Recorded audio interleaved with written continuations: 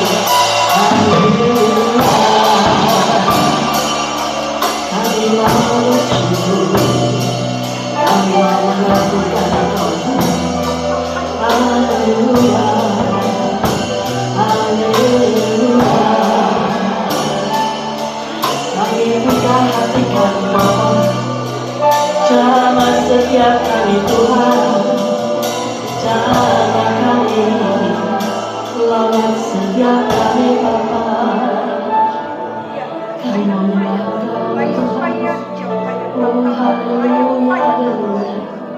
Terima kasih Yesus, terima kasih. Ya lama-lama ya syarabata, kurabata lama-lama ya syarabata, ya lama-lama ya syarabata. Milik setiap hati kami Tuhan, lawat setiap hati kami Bapa, lembutkan hati kami Tuhan. Ya lama-lama ya syarabata.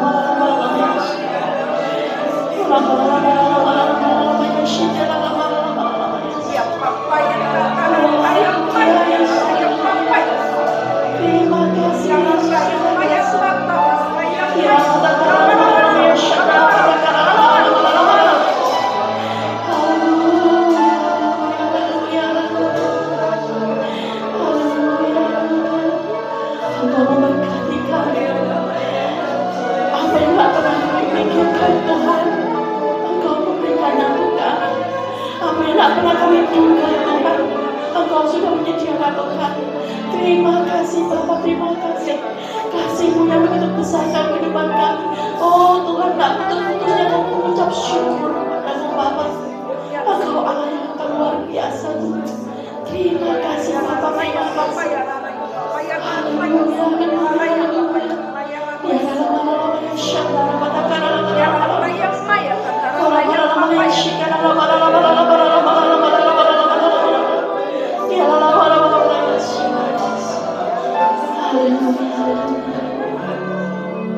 Kami bersyukur kami punya Allah yang seperti Engkau. Kami bersyukur karena kami punya Allah yang begitu mengasihi kami. Kami bersyukur karena kami punya Allah yang begitu hebat untuk kami. Kami bersyukur karena kami punya Allah yang luar biasa untuk kami Tuhan. Apapun persoalan kami Bapa, kami serahkan dalam tangan-Mu. Karena kami percaya di dalam Engkau ada jalan keluar Tuhan. Terima kasih Bapa, terima kasih. Kami mau memuji Engkau. Kami mau memuliakan Engkau dengan segenap jiwa kami Tuhan. Kami mau lebih-lebih lagi memuliakan Engkau Tuhan. Bertahtalah di atas puji-pujian kami Tuhan. Engkau hadir tengah-tengah kami. Engkau melawat setiap kami Tuhan. Terima kasih Bapa, terima kasih. Jemaat yang mau semakin hari semakin memuji Tuhan dengan segenap hati. Kita katakan sama-sama. Amin. Berikan kemuliaan Tuhan Allah kita. Haleluya. Allah kita Allah luar biasa. Amin. Apa yang tidak pernah kita lihat, itu yang Tuhan sediakan. Apa yang tidak pernah kita pikirkan, itu yang Tuhan sediakan. Oh, haleluya.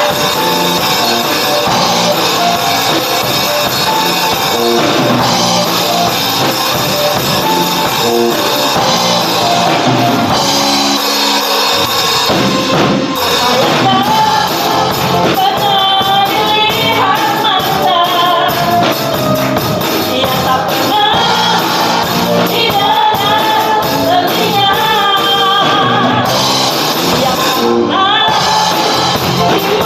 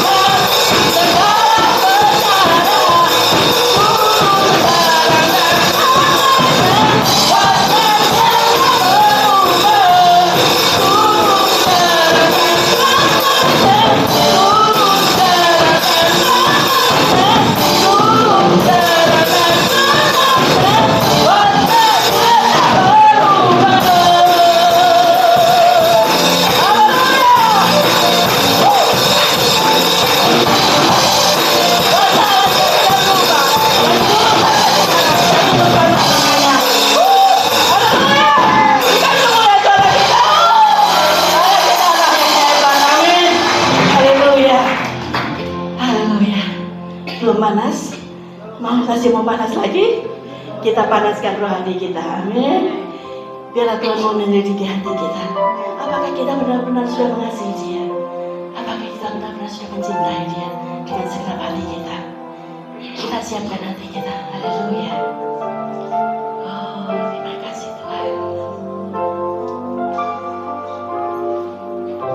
Selidiki aku, lihat hatiku, apakah ku sungguh mengasihimu, Yesus, Kau yang Maha tahu dan menilai hidupku, tak ada yang tersembunyi bagimu. Selidiki aku, lihat hatiku, apakah ku sungguh mengasihimu, Yesus, Kau yang Maha tahu dan menilai hidupku, tak ada yang tersembunyi bagimu. Aku lihat kebaikan-Mu yang tak pernah habis di hidupku.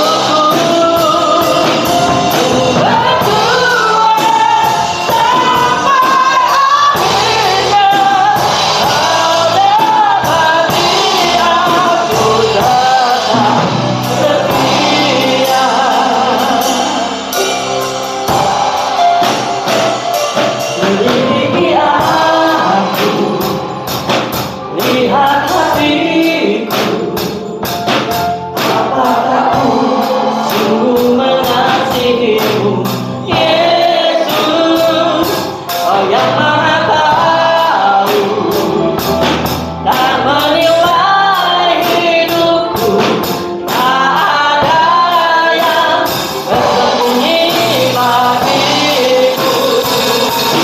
Aku lihat kebaikan-Mu yang tak pernah habis di hidupku.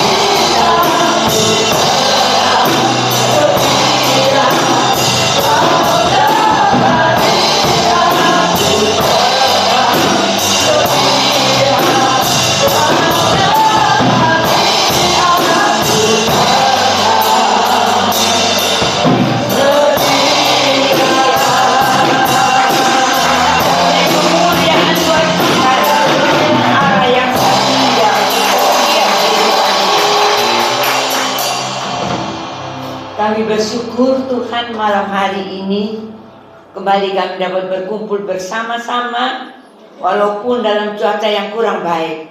Tapi kami yakin hati kami, roh kami tetap menyala-nyala di dalam Tuhan.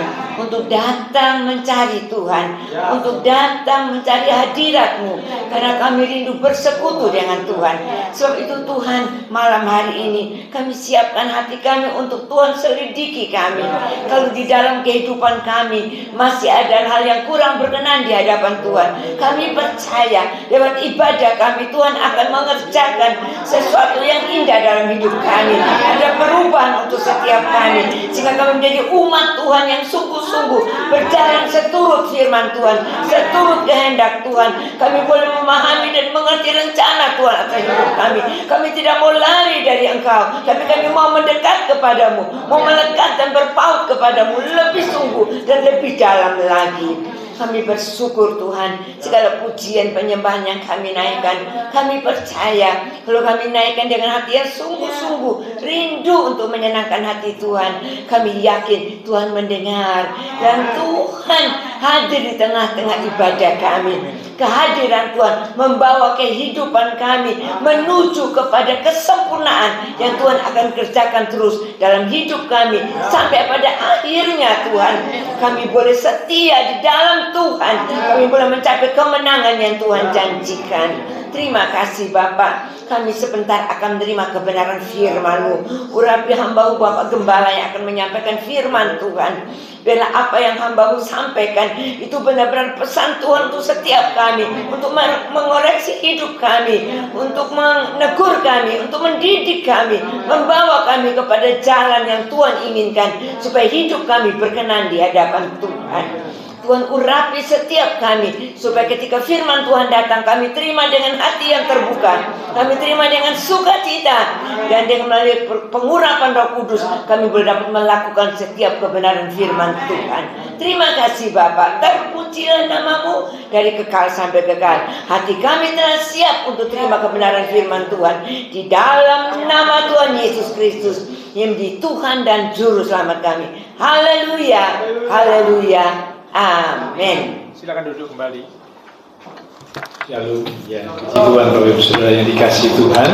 Tuhan izinkan ada hujan sebelum ibadah yang rupanya menguji setiap kita, apakah kita bisa tetap hadir. Ya, tapi puji Tuhan Bapak Ibu Saudara menang, ya, mengalahkan godaan, mengalahkan tantangan, ya, yang menghalangi kita untuk bisa hadir. Dibuktikan kita bisa hadir beribadah bersama-sama, ya. Kita berkata setiap jerilah dalam persekutuan dengan Tuhan itu tidak pernah sia-sia. Oke, nah hari ini kita akan belajar kebenaran firman Tuhan, di mana judul renungan firman Tuhan adalah proses Tuhan atas Yunus. Sekali lagi, proses Tuhan atas Yunus. Jadi kita akan menyoroti dan belajar tentang Yunus atau kisah Yunus yang tentu kita sudah tahu kisah atau ceritanya mulai dari sekolah minggu, ya, itu sering disampaikan, sering diajarkan. Tapi hari ini kita akan kembali menyoroti khususnya dari sisi proses Tuhan yang terjadi atas hidup Yunus. Ya, dari pembelajaran proses Tuhan atas Yunus, hal apa yang bisa menjadi satu pembelajaran buat kita bersama. Oke, kita akan buka Alkitab dari kitab Yeremia pasal yang ke-18 di ayat yang ke-6. Yeremia pasal yang ke-18 di ayat yang ke-6, lalu disambung di ayat yang ke-4, ya, ayat yang ada di atasnya, ya. Yeremia 18, kita baca ayat yang ke-6 terlebih dahulu, lalu kita ke atasnya, yaitu ke ayat yang 4, ya. Oke, kita akan bacakan, sama-sama saya bacakan. Demikian firman Tuhan.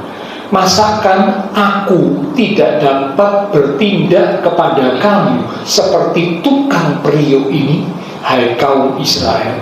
Demikianlah firman Tuhan. Sungguh seperti tanah liat di tangan tukang periuk, demikianlah kamu di tanganku, hai kaum Israel. 4. Apabila bejana yang sedang dibuatnya dari tanah liat di tangannya itu rusak, maka tukang periuk itu mengerjakannya kembali menjadi bejana lain menurut apa yang baik pada pemandangannya.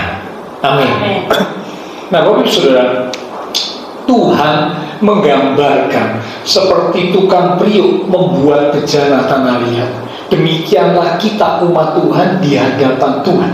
Ya, kita ini dikatakan Israel secara rohani. Jadi ayat ini bukan hanya ditujukan kepada bangsa Israel secara jasmani, tetapi juga untuk setiap Israel rohani, yaitu Bapak Ibu Saudara dan saya termasuk di dalamnya. Nah, seringkali umat Tuhan ketika dibentuk oleh Tuhan seperti tukang periuk membentuk dan membuat bejana tanah liat, seringkali umat Tuhan itu tidak menerima, tidak mau, ya. Karena itulah di ayat yang ke-6 bagian awal dikatakan, masakan aku tidak dapat bertindak kepada kamu seperti tukang periuk ini, hai kaum Israel. Masakan ini sebuah kalimat tanya. Mosok sih, nah kira-kira gitu. Gue kan dalam bahasa Surabaya, mosok sih nggak bisa. Masakan Tuhan tidak bisa bertindak kepada kita seperti tukang periuk. Saat tukang periuk membuat bejana tanah liat menjadi satu bejana yang indah di pandangan tukang periuk, demikianlah kita di tangan Tuhan. Nah, ini bicara tentang proses, ya. Bahkan kadangkala dikatakan di ayat yang keempat, bejana tanah liat itu rusak, mungkin pecah, mungkin ada yang retak, ya, mungkin ada yang coil, sebenarnya kira-kira begitu ya. Akhirnya tukang periuk ini lihat tuh, bejananya kok kurang baik, kurang sempurna, kurang indah. Maka tukang periuk itu membentuk ulang bejana itu, karena dipandang kurang baik, kurang indah, atau bahkan mungkin rusak, dibuat lagi, saudara. Demikianlah kita umat Tuhan. Ya, ada kalanya mungkin hidup kita ini ya, karena hal-hal yang kita lakukan membuat hidup kita jadi kacau, membuat hidup kita jadi hancur, membuat hidup kita jadi rusak, membuat hidup kita jadi keluar dari apa yang Tuhan mau. Maka Tuhan bilang, aku ingin membentuk dan memproses ulang. Ya, aku ingin membenahi lagi supaya menjadi bejana yang indah di pandangan Tuhan. Ya, jadi karena itu Bapak Saudara, proses pembentukan Tuhan itu pasti akan terjadi atas setiap umatnya. Dan saat proses pembentukan terjadi atas umatnya, itu bukan karena Tuhan tidak cinta, bukan karena Tuhan tidak sayang, tapi justru karena Tuhan itu cinta, karena Tuhan itu sayang, maka proses pembentukan itu terjadi. Ya, di Ibrani pasal 12 dikatakan, Ibrani pasal 12 kita lihat ya, Ibrani pasal 12 di ayat yang ke-6.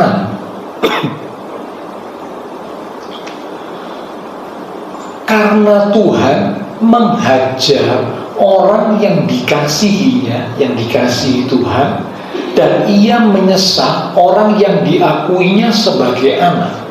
Jika kamu harus menanggung ganjaran, ganjaran ini terjemahan lain berkata didikan atau bahkan hukuman, ya, Allah memperlakukan kamu seperti anak.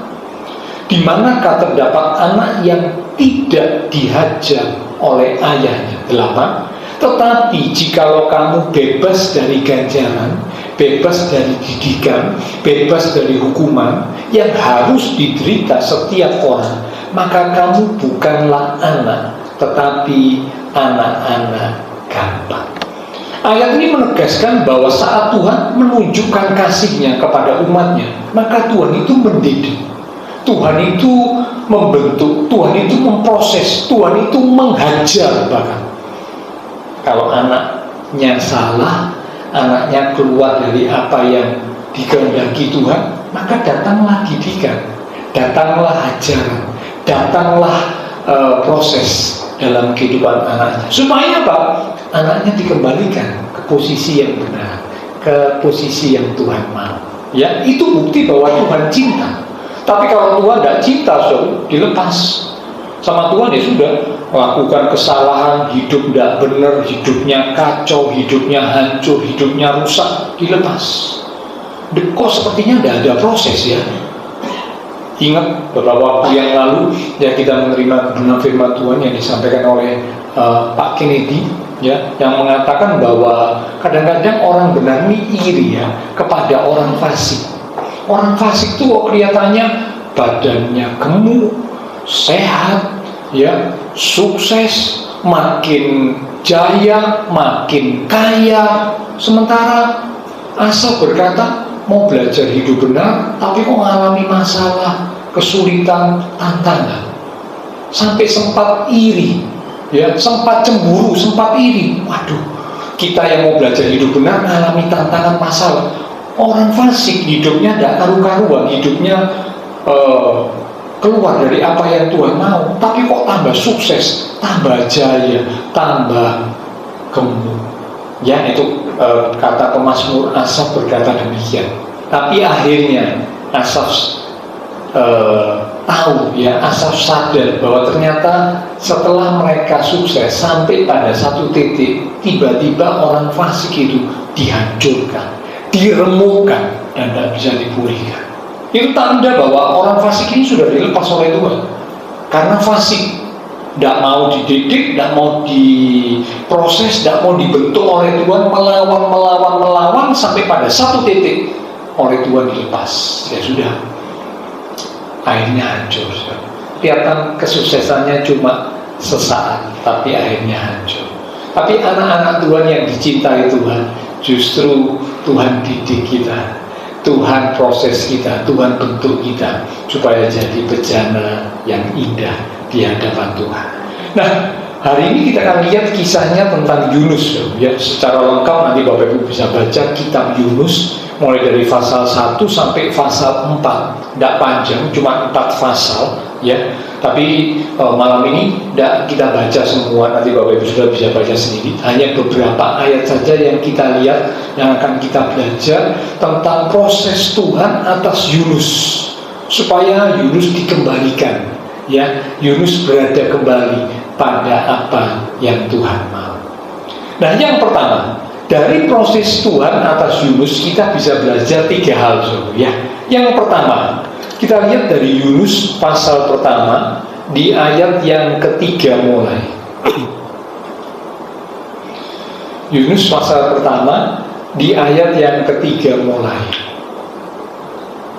Tetapi Yunus bersiap untuk melarikan diri ke Tarsis. Kenapa kok dikatakan melarikan diri? Karena di ayat yang kedua Tuhan kasih perintah untuk pergi ke Niniwe, ya, supaya menyerukan seruan pertobatan kepada penduduk Niniwe yang melakukan kejahatan di mata Tuhan.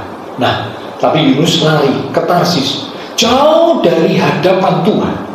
Ia pergi ke Yafu dan mendapat di sana sebuah kapal yang akan berangkat ke Tarsis. Jadi Tarsis dan Niniwe ini arah yang berbeda, ya, arah yang berlawanan.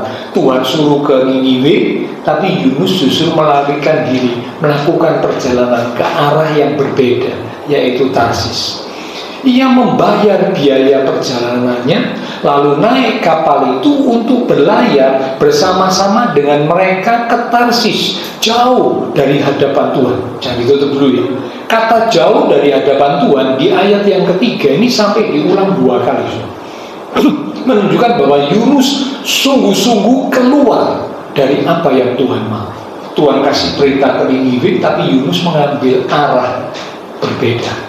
Ya, karena itu dikatakan jauh dari hadapan Tuhan, keluar dari apa yang Tuhan mau. 4. Tetapi Tuhan menurunkan angin ribut. Jadi Tuhan mengizinkan angin ribut itu turun ke laut, lalu terjadilah badai besar, sehingga kapal itu, kapal yang ditumpangi oleh Yunus, hampir-hampir terpukul hancur. Awak kapal menjadi takut, masing-masing berteriak-teriak kepada ilahnya, dan mereka membuang ke dalam laut segala muatan kapal itu untuk meringankannya. Tetapi Yunus telah turun ke dalam ruang kapal yang paling bawah dan berbaring di situ, lalu tertidur dengan nyenyak. Datanglah nakoda mendapatkannya sambil berkata, "Bagaimana mungkin engkau tidur begitu nyenyak? Bangunlah, berserulah kepada Allahmu. Barangkali Allah itu akan mengindahkan kita sehingga kita tidak binasa." Lalu berkatalah mereka satu sama lain, "Marilah kita buang undi supaya kita mengetahui karena siapa kita ditimpa oleh malapetaka ini." Mereka membuang undi dan Yunuslah yang kena undi. Nah, Bapak Ibu Saudara, yang pertama, kisahnya ini tentu sudah tahu ya. Tadi saya sudah sedikit menjelaskan, dikasih perintah pergi ke Niniwe, tapi Yunus pergi ke arah yang berbeda. Ya, nah ketika Yunus sudah naik kapal dengan tujuan arah yang berbeda dari apa yang Tuhan mau, ya, lalu dicatat Yunus itu masuk ke bagian kapal yang paling bawah. Lalu kemudian Yunus tidur, tidurnya nyenyak, sampai waktu badai datang menghantam kapal yang dinaiki Yunus, Yunus tidak terbangun, Yunus tetap tidur.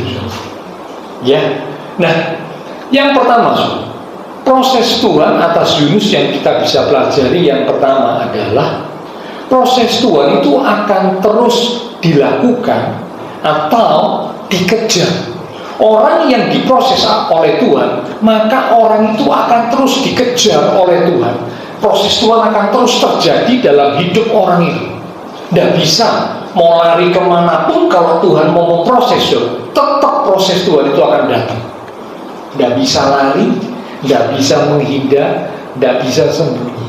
Buktinya Yunus ini, dia pikir kalau saya sudah naik kapal, arahnya berbeda, saya berada di bagian kapal yang paling bawah, aman. Dia pikir, aman. Tuhan mungkin juga nggak tahu gitu ya. Dia pikir begitu, kan bagian kapal paling bawah. Itulah yang membuat Yunus merasa aman. Lalu Yunus tidur dengan nyenyaknya.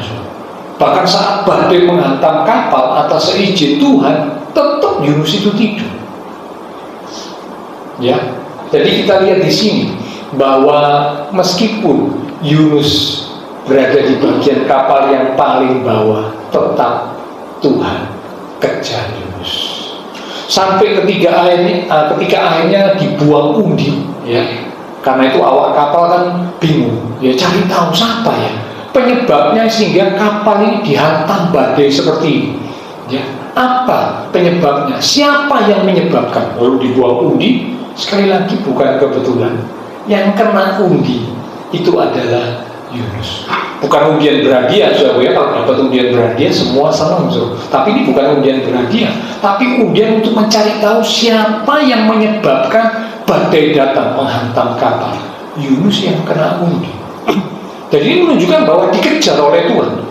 Ya, di kapal bagian bawah tetap dikejar. Sampai akhirnya dibuang undi, juga tetap Yunus yang kena undi. Memang yang menyebabkan kapal itu kena badai adalah Yunus. Ya, badai bisa terjadi dalam hidup orang percaya setidaknya karena dua hal. Yang pertama, badai bisa terjadi karena ada kesalahan, karena ada dosa. Seperti yang dialami oleh Yunus ini, badai datang menghantam kapal yang dinaiki Yunus karena salah, karena dosa. Mengapa? Karena Yunus keluar dari kehendak Tuhan. Yunus melarikan diri, lari dari panggilan, lari dari kehendak Tuhan, sehingga badai datang menghantam kapal yang dinaiki Yunus. Ya, demikian juga para murid. Ketika para murid membawa Tuhan Yesus naik perahu bersama-sama dengan mereka melewati danau Tiberias, danau yang besar itu ya. Saat mereka sudah di tengah-tengah danau, nah mereka membiarkan Tuhan Yesus tertidur. Ya, mereka sibuk dengan diri mereka sendiri, dengan urusan mereka sendiri, sehingga Tuhan Yesus dibiarkan tertidur. Lalu saat datang badai, datang badai menghantam perahu mereka, mereka berupaya dengan kemampuan mereka, dengan apa yang mereka bisa lakukan untuk bisa mengatasi badai. Namun mereka tidak mampu. Mereka tidak mampu. Padahal mereka ini ahli-ahli, ya, nelayan-nelayan yang profesional. Karena memang sebagian besar para murid Tuhan Yesus itu pekerjaannya adalah nelayan. Nah, mestinya nelayan ini terbiasa menghadapi badai yang menghantam perahu. Biasa, tapi kali ini mereka tidak mampu mengatasinya. Mereka sudah berupaya, mereka sudah mencoba, tapi mereka tidak bisa. Capeknya mereka ingat tuh, kan ada Tuhan Yesus, kan ada guru, tapi Tuhan Yesusnya dibiarkan tidur.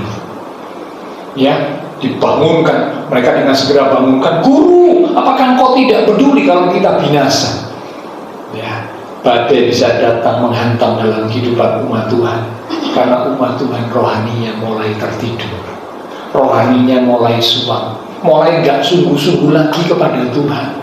Seperti para murid Tuhan Yesus dibiarkan tidur. Memang Tuhan ada bersama mereka, tapi Tuhan Yesus dibiarkan tidur sehingga badai datang menghantam perahu yang mereka naiki. Ya, jadi badai bisa terjadi dalam hidup umat Tuhan karena yang pertama ada dosa, ada pelanggaran. Seperti Yunus melanggar, keluar dari kehendak Tuhan. Seperti para murid membiarkan Tuhan Yesus tidur, tanda bahwa rohani mereka tertidur. Ya, mereka tidak berkomunikasi dengan Tuhan. Tuhan dibiarkan tertidur. Ya, nah badai bisa datang. Yang kedua, badai kesulitan bisa datang dalam hidup orang percaya karena supaya Tuhan dipermuliakan. Ingat kisah orang buta semenjak lahir yang dibawa oleh para murid kepada Tuhan Yesus. Ya, lalu saat orang buta itu ketemu Tuhan Yesus, para murid itu tanya kepada Tuhan Yesus, "Guru, ini ada orang yang buta semenjak lahir. Kalau menurut guru, siapa yang berdosa? Orang ini atau orang tuanya?" Nah, kadang-kadang memang manusia seringkali mudah menilai, mudah memvonis, mudah menghakimi. Ya, siapa yang salah? Ya, kalau ada terjadi sesuatu atas seseorang, wah, ini orang pasti banyak dosanya. Ya, ini orang pasti banyak kesalahannya sehingga mengalami seperti ini. Memang, ya, kesalahan bisa membuat datang tantangan, masalah, kesulitan, badai. Seperti Yunus, seperti para murid. Tapi tidak semua badai terjadi itu karena kesalahan, belum tentu. Nah, ini para murid berpikir ini pasti ada yang dosa itu. Tidak tahu si orang buta semenjak lahir yang dosa ini, ya, atau orang tuanya yang dosa sehingga melahirkan anak-anaknya juga buta semenjak lahir. Lalu jawaban Tuhan Yesus, Tuhan berkata, bukan karena dosa orang ini, bukan juga dosa dari orang tuanya, melainkan supaya pekerjaan Allah dinyatakan atas orang ini, kemuliaan Allah dinyatakan atas orang ini. Ya, jadi orang itu buta semenjak lahir ternyata bukan karena dosa, tapi karena Tuhan ingin menyatakan kemuliaannya. Ya, jadi badai setidaknya bisa terjadi karena dua hal. Ya, jadi kalau ada badai sesuatu terjadi dalam hidup kita, kita koreksi saja. Kalau ada salah, ya segera berbalik, ya segera kembali ke apa yang Tuhan mau. Ya, minta ampun, sungguh-sungguh kita menyesal, bertobat, dan kembali ke apa yang Tuhan mau. Tapi kalau memang tidak ada salah, wah, rupanya Tuhan hendak menunjukkan dan menyatakan sesuatu dalam hidup kita, supaya kita boleh melihat kemuliaannya, pertolongannya, keajaibannya yang luar biasa melalui badai yang Tuhan izinkan terjadi. Ya, oke, nah kita kembali dulu. Jadi yang pertama dari kisah Yunus, proses Tuhan atas Yunus, kita bisa belajar bahwa proses Tuhan itu akan terus dilakukan, akan dikejar. Mau sembunyi, mau menghindar, mau lari, bagaimanapun proses Tuhan, kalau Tuhan memang sedang memproses anaknya, akan dikejar. Tidak bisa lari, tidak bisa sembunyi, tidak bisa menghindar, seperti yang dialami oleh Yunus. Yang kedua, ya, kita lihat dari Yunus pasal yang pertama, sekarang di ayat yang ke-13. Yunus pertama ayat 13. Lalu berdayunglah orang-orang itu, orang-orang ini yaitu awak kapal, dengan sekuat tenaga untuk membawa kapal itu kembali ke darat. Tetapi mereka tidak sanggup, sebab laut semakin bergelora menyerang mereka. Jadi ceritanya begini, ketika tadi Yunus sudah dibuang undi, tadi di ayat yang ke-7 yang sudah kita baca, dibuang undi, kan Yunus yang kena undi. Nah, jadi para awak kapal jadi tahu ini penyebabnya Yunus. Ya, apa yang sudah kau perbuat? Awak kapal tanya gitu kepada Yunus. Lalu Yunus cerita, ya, aku ini seorang Ibrani, ya, aku ini seorang nabi Tuhan, ya, diperintahkan Tuhan untuk pergi ke Niniwe, tapi aku melarikan diri, aku pergi ke tempat yang lain, aku pergi ke Tarsis. Itulah sebabnya badai datang menghantam kapal yang aku naiki. Jadi para awak kapal itu akhirnya tahu penyebab mengapa badai datang menghantam kapal mereka.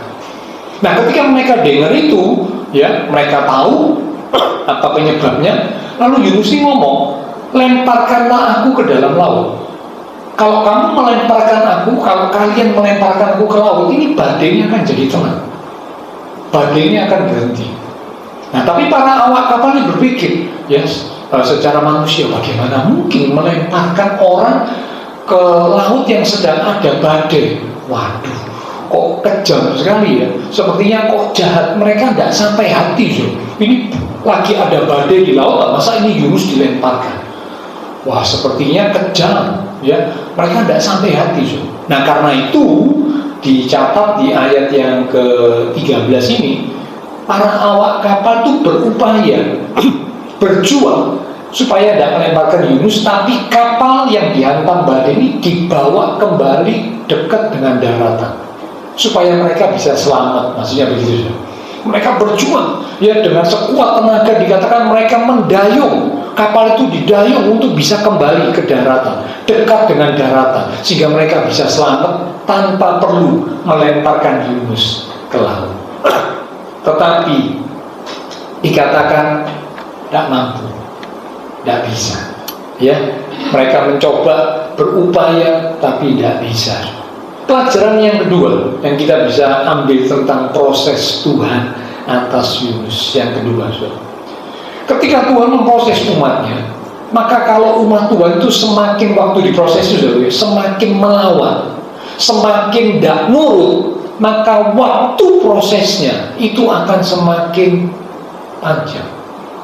Sekali lagi ya, waktu Tuhan memproses umatnya, kalau umatnya itu tidak nurut waktu diproses, ngelawan, berontak kepada Tuhan waktu diproses, maka waktu proses itu akan semakin panjang, semakin lama, bahkan semakin menyakitkan. Menyakitkan secara daging ya. Namanya diproses itu tidak ada, diproses itu enak, tidak ada. Ya seperti kayak bejana yang dibuat oleh tukang periuk. Itu kalau bejana itu bisa ngomong, dia bisa berkata-kata, dia kan berkata waktu dibentuk itu dia bilang, aduh sakit, dia dibentuk begini, model begini sakit. Umat Tuhan juga begitu, waktu dibentuk Tuhan, diproses Tuhan itu sakit, secara daging sakit, tidak enak, tidak menyenangkan, ya. Nah, tapi kalau waktu dibentuk diproses Tuhan, umat Tuhan karena tidak enak, tidak menyenangkan, sakit, lalu melawan, lalu tidak nurut, lalu berontak, maka waktu proses itu semakin lama. Dan tentunya karena semakin lama waktu prosesnya, juga pasti terasa semakin menyakitkan secara daging. Semakin berat, semakin sakit, karena kan lama. Tapi kalau nurut, waktu diproses Tuhan, nurut, tidak melawan, prosesnya cepat selesai. Akhirnya tidak terlalu menyakitkan, karena waktunya proses singkat, durasinya tidak panjang. Tapi kalau melawan, wah, tidak terima. Oh Tuhan, engkau kok begini sama aku ya? Aku sudah begini kok Tuhan, izinkan aku mengalami begini. Waduh, tidak terima, marah sama Tuhan. Prosesnya jadi makin panjang, makin menyakitkan. Ya, jadi ini yang kedua, proses Tuhan atas umatnya. Ya, dari kisahnya Yunus kita bisa belajar kalau umat Tuhan itu waktu diproses melawan, tidak nurut, berontak, maka prosesnya semakin panjang, semakin lama, dan tentu semakin menyakitkan. Ya, karena itu mari izinkan waktu Tuhan proses kita, bila kita membuka hati kita menerima proses Tuhan. Ya, meskipun tidak enak secara daging, tidak seperti yang kita harapkan, tapi mari terima supaya waktunya proses tidak semakin panjang dan semakin menyakitkan. Nah, orang tua punya tanggung jawab juga untuk mendidik anak-anaknya Ya, kalau orang tua tidak mendidik anak-anaknya, padahal orang tua ini adalah wakil Tuhan. Ya, bagi saudara yang sudah jadi orang tua, kita ini adalah wakil Tuhan.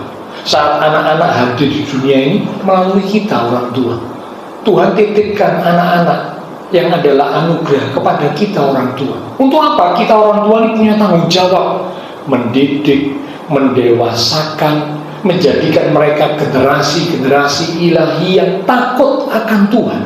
Nah, karena itu orang tua yang ngerti ini, yang sadar bahwa para orang tua adalah wakil Tuhan, ya punya tanggung jawab di hadapan Tuhan, maka mereka akan terus nasihati, mereka akan terus mengingatkan, mereka akan terus membimbing, mendidik, mengarahkan anak-anaknya di dalam jalan Tuhan.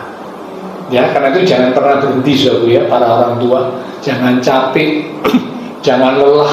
Wis anakku tak omongi yang wis tak culno wis beno cino kapok, jangan. Tak boleh. Kita orang tua punya tanggung jawab. Ya, punya tanggung jawab. Saat nanti kita pulang kembali menghadap Tuhan, salah satu tanggung jawab yang Tuhan tanya kepada kita, anak yang kutitipkan kepadamu, jadi bagaimanakah dia? Jadi orang yang seperti apa anak yang sudah kutitipkan kepadamu? Jadi generasi ilahi yang takut akan Tuhan, atau maaf, jadi orang yang tidak karu-karuan? Orang tua ditanya tanggung jawabnya. Ya, karena itu para orang tua kalau dititipi Tuhan anak, bukan cuma sekedar bisa menghadirkan anak di dunia ini, tapi orang tua punya tugas dan tanggung jawab. Ya, didik, mendewasakan, membawa mereka jadi generasi ilahi yang takut akan Tuhan. Ya, supaya Pak, mereka ada di jalan Tuhan. Kalau mereka tidak ada di jalan Tuhan, wah, mereka akan mengalami banyak hal. Saya lihat di kehidupan ini, saudaraku, anak-anak yang tidak dididik dengan baik, saudaraku ya, saat mereka bertumbuh, mereka mengalami banyak hal yang tidak enak. Proses-proses Tuhan terjadi dalam hidup mereka, yang pukulan, didikan, hajaran Tuhan. Bukan karena Tuhan benci loh ya, bukan. Justru karena Tuhan cinta, dididik, dihajar melalui berbagai macam hal.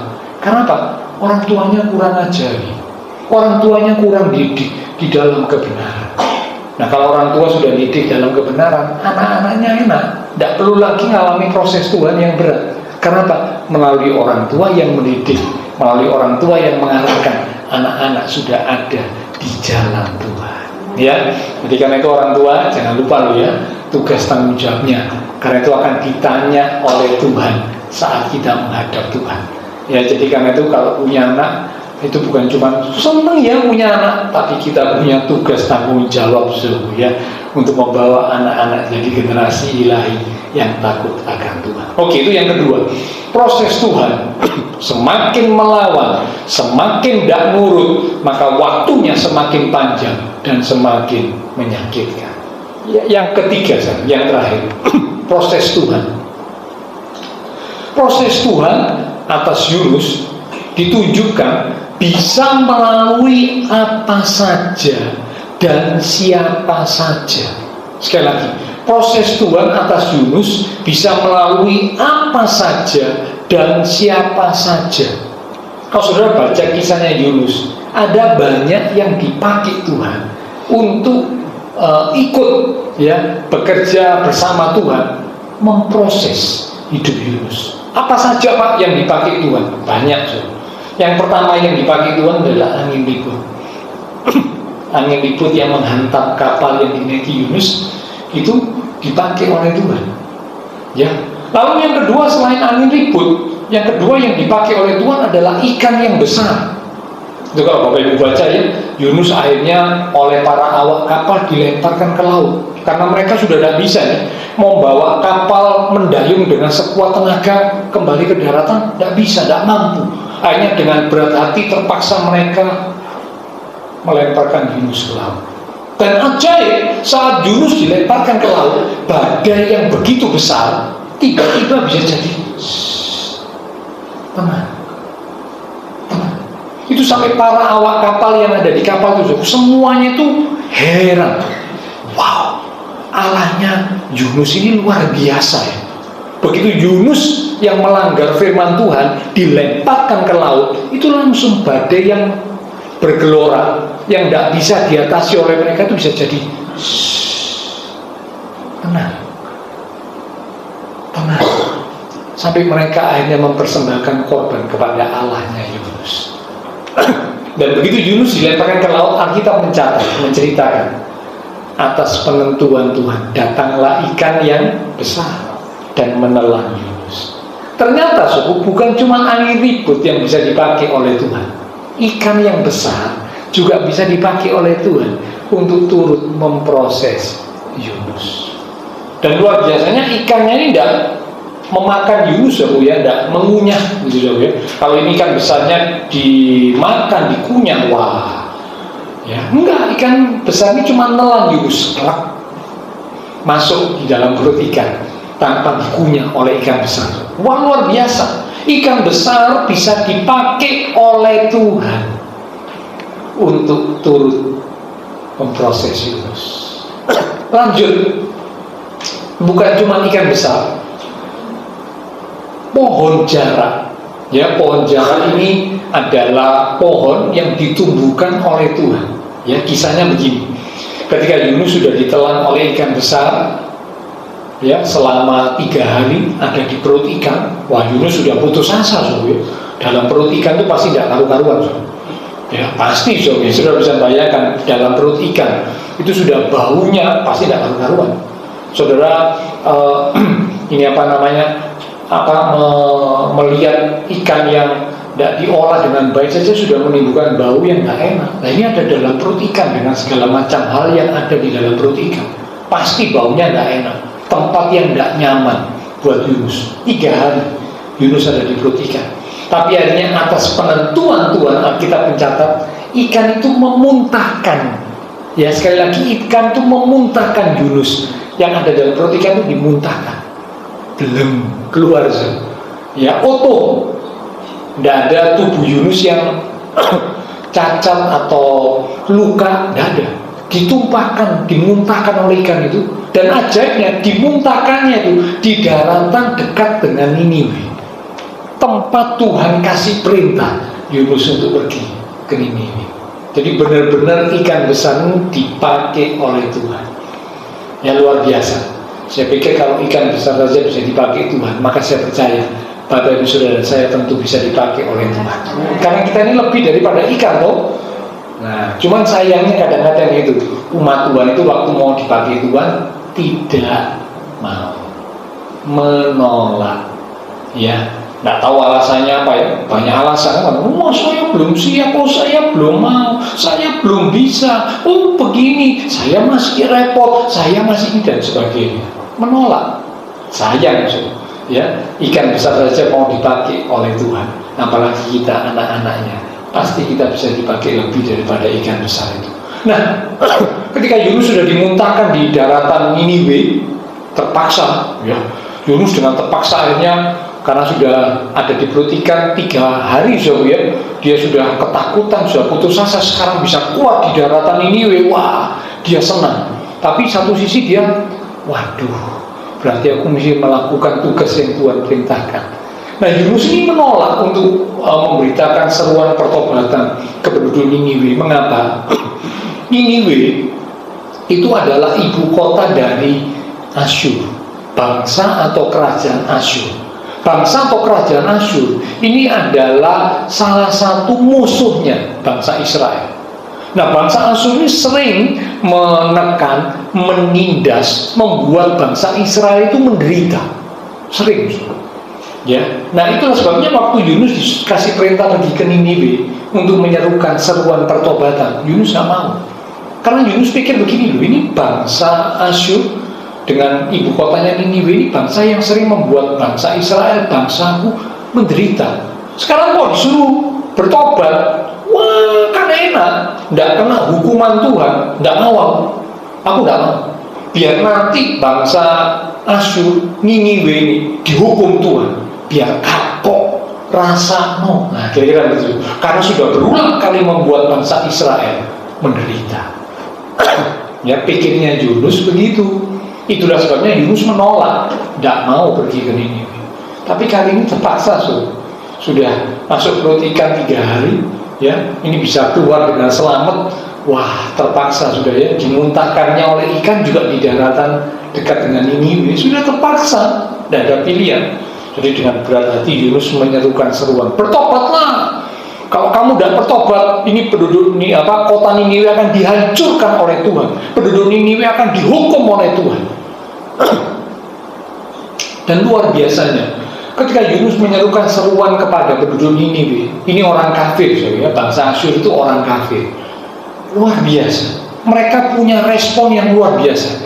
Waktu mereka dengar seruan pertobatan, Alkitab mencatat mereka menyesal akan kesalahannya. Mereka bertobat, ya. Mereka merendahkan diri di hadapan Tuhan. Nah, ini mungkin kedinginan mau dimatikan satu boleh, kalau ada yang kedinginan hasilnya boleh, ya. Sebagian saya lihat kok kedinginan ya. Betul. Oh ya, Pak Mul minta tolong dimatikan satu, yang mana Pak Mul boleh? Yang bisa dimatikan ini karena mungkin cuaca di luar hujan, ya. Jadi akhirnya udaranya di dalam sini semakin dingin, ya. Oke, bisa dimatikan satu. Ya, terima kasih Pak Mul. Nah, Yunus terpaksa menyerukan seruan pertobatan, ya. Dan luar biasanya, waktu penduduk Niniwe dengar seruan pertobatan dari Yunus, bertobatlah, kalau tidak kamu akan dihukum Tuhan. Mereka itu bertobat. Dari raja sampai rakyat itu mereka mengenakan kain kabung sebagai tanda pertobatan, dan mereka berpuasa. Bahkan bukan cuma manusia yang berpuasa, itu raja menyerukan supaya semua penduduk Niniwe dan para ternak juga ikut puasa. Jadi ternaknya juga ikut puasa, so. Ya, bukan cuma manusianya puasa, ternak-ternak mereka juga ikut puasa. Karena apa? Tanda mereka bergabung, tanda mereka merendahkan diri di hadapan Tuhan. Mereka minta ampun kepada Tuhan. Nah, mestinya ya, sebagai nabi Tuhan, kalau menyerukan seruan pertobatan, lalu orang yang diserukan pertobatan ini bertobat sungguh-sungguh, mestinya gimana coba reaksinya? Senang. Mestinya begitu, waduh, puji Tuhan, mereka bisa sadar, mereka bisa insaf, mereka bisa bertobat. Mestinya kan senang, coba.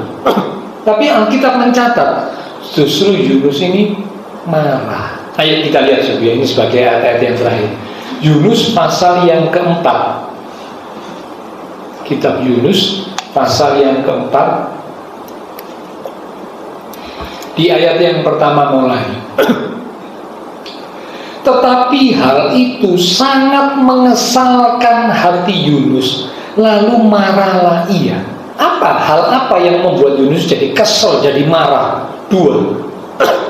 Lalu dan berdoalah ia kepada Tuhan, katanya, ya Tuhan, bukankah telah kukatakan itu ketika aku masih di negeriku di Israel? Itulah sebabnya maka aku dahulu melarikan diri ke Tarsis, sebab aku tahu bahwa Engkaulah Allah yang pengasih dan penyayang, yang panjang sabar dan berlimpah kasih setia, serta yang menyesal karena malapetaka yang hendak didatangkannya. Jangan itu dulu ya. Jadi Yunus itu marah ketika penduduk Niniwe itu bertobat.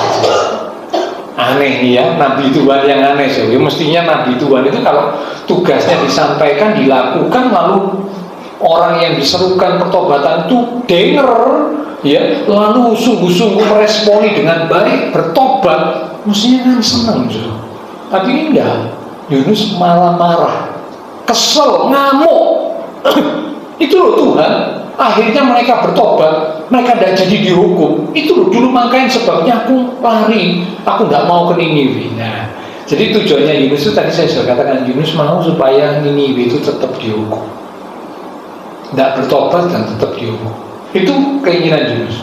Tapi akhirnya sekarang terpaksa Yunus menyerukan seruan pertobatan, dan luar biasanya penduduk Niniwe mendengar seruan Yunus dan bertobat. Ya, oke. Sekarang kita lihat ayat yang ketiga dari Yunus pasal yang keempat. Jadi sekarang ya Tuhan, cabutlah kiranya nyawaku, karena lebih baik aku mati daripada hidup. Jadi ngamuk kepada Tuhan, ya. 4. Tetapi firman Tuhan, layakkah engkau marah? Jadi kadang-kadang kalau ada umat Tuhan yang ngamuk, ya, yang waktu diproses Tuhan tuh ngamuk, tidak terima, ya, seperti kayak Yunus, ya.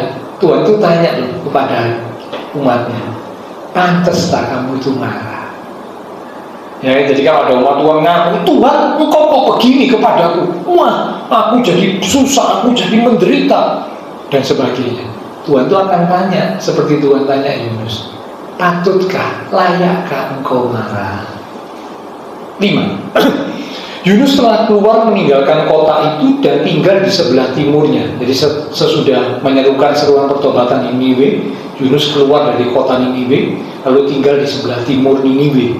Ia mendirikan di situ sebuah pondok dan ia duduk di bawah naungannya, di bawah naungan pondok, menantikan apa yang akan terjadi atas kota itu. Ya, pikirnya Yunus supaya tidak sungguh-sungguh bertobat, cuma pura-pura bertobat lalu kena hukuman Tuhan. Pikirnya Yunus begitu, padahal tidak. Mereka penduduk Niniwe sungguh-sungguh bertobat. Nah, lalu atas penentuan Tuhan Allah tumbuhlah sebatang pohon jara melampaui kepala Yunus untuk menaunginya, agar ia terhibur daripada kekesalan hatinya. Yunus sangat bersuka cita karena pohon jara itu. Jadi pohon jara ini dipakai Tuhan. Ya, tadi angin badai bisa dipakai Tuhan. Ya, ikan besar bisa dipakai Tuhan untuk memproses Yunus. Sekarang pohon jara juga ikut dipakai Tuhan. Ya, oke, 7. Tetapi keesokan harinya ketika fajar menyingsing, atas penentuan Allah, sekali lagi ya, ada kata atas penentuan Allah, datanglah seekor ulat yang menggerek pohon jara itu sehingga layu. Segera sesudah matahari terbit, maka atas penentuan Allah, sekali lagi ada kata penentuan Allah, bertiuplah angin timur yang panas terik sehingga sinar matahari menyakiti kepala Yunus. Lalu rebahlah ia lesu dan berharap supaya mati. Katanya, lebih baiklah aku mati daripada hidup. 9. Tetapi berfirmanlah Allah kepada Yunus, sekali lagi Tuhan ngomong, layakkah engkau marah karena pohon jara itu? Jadi pohon jara itu dipakai Tuhan, ditumbuhkan oleh Tuhan, karena waktu itu panas ya, ditumbuhkan oleh Tuhan untuk menaungi Yunus. Nah, Yunus terhibur, ada pohon jara yang menaungi Yunus sehingga Yunus tidak kena sinar matahari langsung. Tapi besoknya itu pohon jara itu mati. Matinya karena apa? Ada ulat. Itu juga atas penentuan Tuhan. Jadi luar biasa ya, angin badai bisa dipakai Tuhan, ikan besar bisa dipakai Tuhan, pohon jara bisa dipakai Tuhan, ulat bisa dipakai Tuhan, ulat bisa dipakai Tuhan. Ya, oke. 10. Lalu Allah berfirman, 9. Ya, tetapi berfirmanlah Allah kepada Yunus, layakkah engkau marah karena pohon jara itu? Jawabnya, jawab Yunus, perhatikan jawaban Yunus ya, selayaknya lah aku marah sampai mati. Ini jawaban Yunus ini kurang ajar ya. Tuhan itu tanya, pantas tak kamu itu ngamuk? Aku ini kan penciptamu, aku ini Tuhanmu, aku ini Allahmu yang kasih perintah kepadamu. Kamu melanggar, karena itu aku izinkan sesuatu terjadi untuk membentuk, memproses engkau supaya engkau kembali kepada kehendak Tuhan. Kalau Yunus ngamuk-ngamuk ya, kesel hatinya. Tuhan tanya, pantas tak kamu itu marah? Karena pohon jara juga gitu, ngamuk, marah. Tuhan tanya, layak tak kamu itu marah? Nah, jawaban Yunus, selayaknya lah aku marah sampai mati. Waduh, ini orang yang, maaf saya, dua blek ya. Sudah kena angin badai ya, sudah kena berbagai macam hal, ini belum ngerti juga ya. Ngamuk sama Tuhan, ditanya, pantas tak kamu tuh marah? Pantas aku marah Tuhan, sampai mati aku marah. Aduh, ada nggak umat Tuhan seperti ini? Ada. Dibentuk Tuhan, diproses Tuhan, dia nggak terima. Dia ngamuk, dia berontak, dia marah kepada Tuhan. Nah, ini Tuhan nanya, pantas tak kamu tuh marah, pantas tak? Nah, nanti jawabannya kayak Yunus, aku akan marah kepada Tuhan sampai aku mati. Aku marah kepada Tuhan, aku tidak bisa terima. Kenapa aku mengalami seperti ini? Ya. 10. Lalu Allah berfirman, engkau sayang kepada pohon jara itu, yang untuknya sedikit pun engkau tidak berjerih payah, dan yang tidak engkau tumbuhkan, yang tumbuh dalam satu malam dan binasa dalam satu malam pula, karena Tuhan yang menumbuhkan. Ya. 11. Bagaimana tidak aku akan sayang kepada Niniwe, kota yang besar itu, yang berpenduduk lebih dari 120.000 orang, yang semuanya tak tahu membedakan tangan kanan dari tangan kiri, dengan ternaknya yang banyak. Nah, jadi kita bisa belajar dari sini saudara, bahwa proses Tuhan, ketika Tuhan memproses umatnya, Tuhan itu bisa pakai apa saja, Tuhan itu bisa pakai siapa saja. Ya, seperti tadinya dipakai angin ribut, angin badai, ikan besar, pohon jara, ulat, bahkan angin timur yang membawa udara panas menerpa Yunus. Semua dipakai Tuhan, karena Tuhan ingin betul-betul memproses dan membentuk Yunus. Karena itu mari Bapak Saudara, kalau kita sedang diproses dibentuk Tuhan, atau mungkin nanti ke depan kita akan dibentuk diproses Tuhan, karena Tuhan ingin ya membawa kita terus ada dalam kehendaknya, terus ada dalam rencananya. Jangan marah, jangan kecewa. Ya, itu tanda Tuhan itu cinta kita. Mari relakan hati kita, dengan hati yang rendah kita berkata, ini aku Tuhan, bentuklah aku, proseslah aku seperti yang Tuhan mau, ya, supaya aku jadi bejana yang indah seperti yang Tuhan mau. Nah, kalau kita nurut, prosesnya cepat selesai, ya, tidak terlalu menyakitkan, cepat selesai, dan akhirnya kita jadi bejana yang indah di hadapan Tuhan. Nah, itu mari tangkap maksud Tuhan saat memproses kita, ya, tangkap dan mengerti maksud Tuhan, sehingga kita boleh jadi bejana yang indah di hadapan Tuhan. Amin. Bila firman Tuhan boleh jadi berkat untuk kita sekalian. Sama-sama mari kita akan bangkit berdiri.